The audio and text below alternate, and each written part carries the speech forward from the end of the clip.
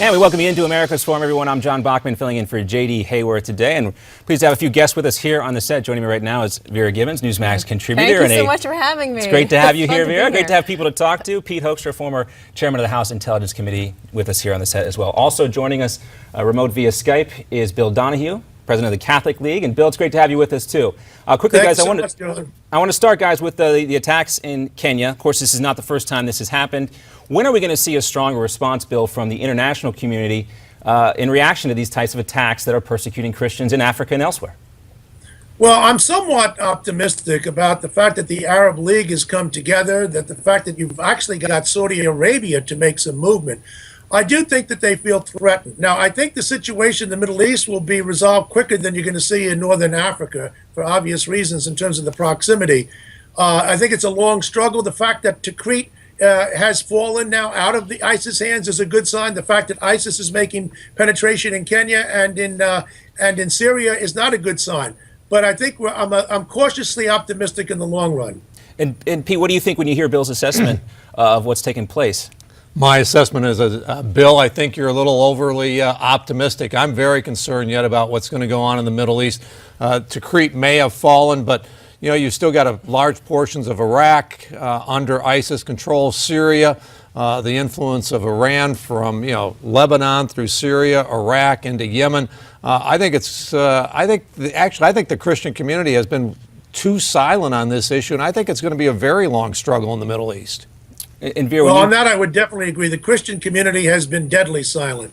Yeah, and Vera, when you see this attack today, of course, it's an ongoing thing. Do you think that there's enough awareness in this country paying attention? A lot of times we like to forget about these types of things. Right. I don't think there's enough attention at all, quite honestly. I mean, what about you, Pete? No, the Christian community, I think we're all in agreement. In the United States and really in much of the free world has been quiet.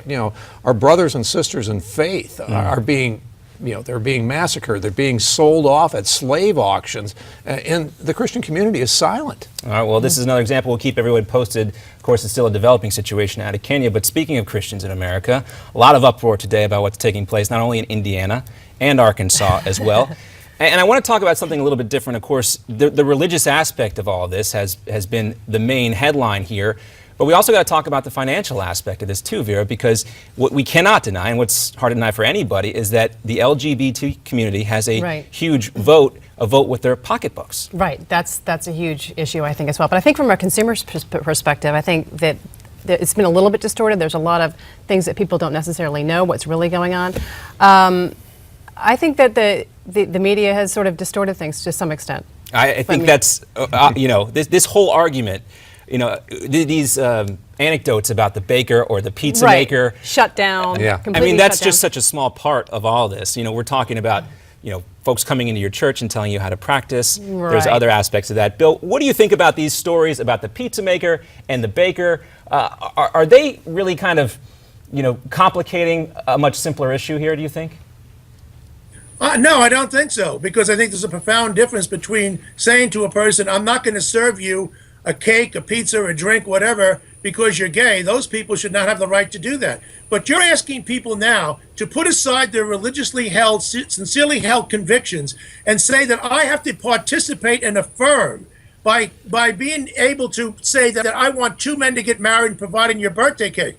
I don't think Jewish bakers should have to put a Nazi insignia on a birthday cake for some anti-Semite. I don't think that an African-American baker should have to put the N-word on a cake for some white racist, and so on. No, I think this is a sincere issue.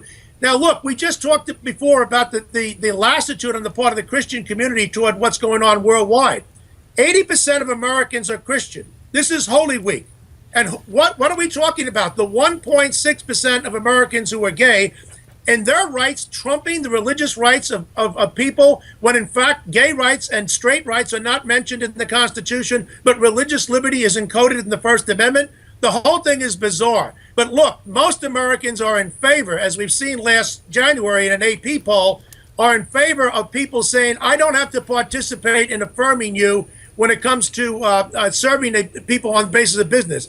Again, I say anti-Semites and racists, and for that matter, anti-gay people should not be able to force people who are Jewish or black or gay to provide for services in terms of offending them.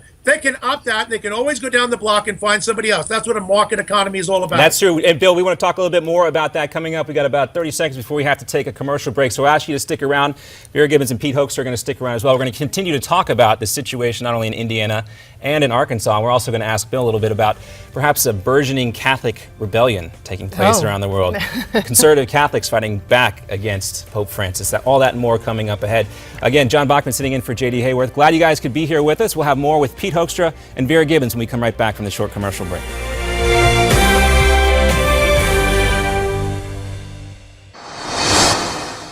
No, I actually think what it shows is that when you have a lynch mob underway and you have a number of people doing things that are purely symbolic, that it's very hard to stand up to lynch mobs.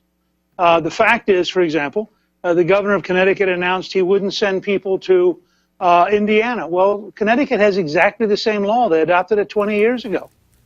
Well, there you have Newt Gingrich comparing these folks and speaking out against these religious freedom laws in Indiana and Arkansas, comparing them to a lynch mob. Interesting comparison there. Joining me now to talk more about this, Newsmax contributor Vera Gibbons alongside Pete Hoekstra, former chairman of the House Intel Committee. And also sticking around with us is the Catholic League president, Bill Donohue. Bill, what do you think about that comparison here to the lynch mob? Is Newt on track? Well, I do find it ironic that the governor of my state just last year, Andrew Cuomo, told people who are pro-life to get out of New York because they don't represent New York values. I do know that San Francisco is railing against Indiana. I had to sue San Francisco because of its anti-Catholicism here about 9 years ago. So who are these people who come to the table clean like Snow White? And quite frankly, 30 states already have RFRA or a version of it. And President Clinton signed it into law. It was sponsored by Nancy Pelosi in the House and by Ted Kennedy in the Senate. And Barack Obama voted for the same law when he was a state senator in Illinois. The hypocrisy is sickening. And Pete, you mentioned something interesting. For those of us in the talking head class and political class, we focus so much attention on these issues. But, you know, does this, as a former congressman and someone who's had to go out there and shake hands with the public, is this the type of issue that's going to resonate past these two laws?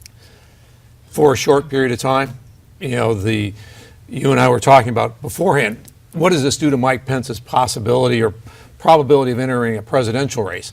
I don't think it has much impact at all. It's not a great story for Mike right now, but you know, most of America is not paying attention to this. They're worried about kids going to school, their jobs, and those types of things. Yeah, so we talk about these economic issues, and back to you, Vera. Right. This is your area of expertise here. I think a lot of Republicans right now, especially the more forward-looking Republican members, are disappointed that we're here in another cultural battle, not talking about balancing the budget, not talking about increasing wages without the government intervention, and not talking about ways that more Americans can keep more money in their pockets. Exactly, and that's what it's all about, keeping more money in their pockets. But from the perspective of, are people going to go to Indiana? Are they going to travel to Indiana? The company's going to boycott it? I mean, no. No, and I think the left is so good at changing the agenda and changing the storyline.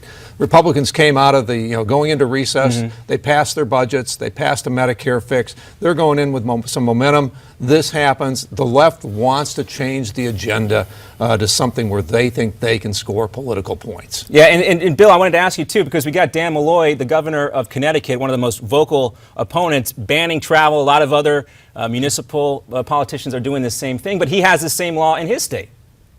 Well, not only that, but a couple of years ago, I had to fight him along with Bishop Laurie, who's now the Archbishop of Baltimore, because a couple of gay lawmakers in Connecticut decided they wanted to take over the administrative affairs of the Catholic Church in Connecticut. I mean, again, these people act like as if we're the intolerant ones. But when it comes to the left, they are the masters of intolerance. And Malloy is just as guilty as Cuomo.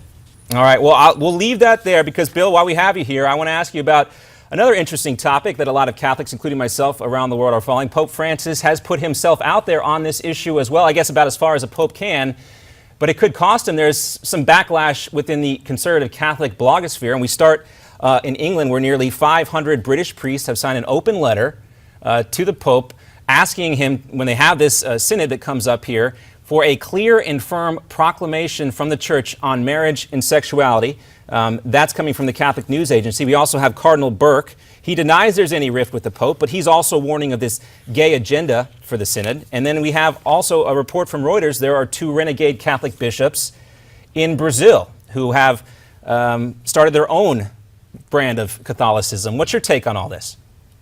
Like in any issue, you have reasonable voices who are conservative, reasonable voices who are liberal. The reasonable conservatives are raising some serious questions about the October Synod. Then you have the extremists on the right here that I'm talking about, who hate the Pope, who don't like anything he's doing. They can't entertain any kind of change whatsoever. So you got the regressives there. I'd like to identify myself as a more reasonable conservative. I have some questions about the direction of that midterm report of the Synod in the last round. It ended okay, but that's only because of our friends from Africa.